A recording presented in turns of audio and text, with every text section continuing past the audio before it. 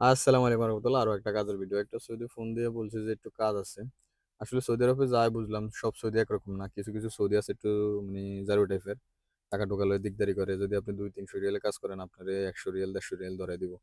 ইত্তেফাক করি না করি। আর এইসব সৌদি মানে ফোন দিলেও যাইতে মনে করে না। আর কিছু, কিছু সৌদি আছে যেরকম এই যে যে লোকটার কাজ করতেছে এই সৌদি ফোন দিলে মানে নগদে যাইতে মনে করে। কারণ সৌদিটা অত্যন্ত ভালো মানুষ।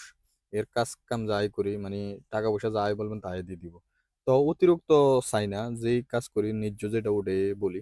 তো ওই টাকায় দিয়ে দেয়। কিন্তু এই যে দেখেন এই কয়েকটা লাইট লাগামু আর একটা ওই যে সুইচ লাগাইছি।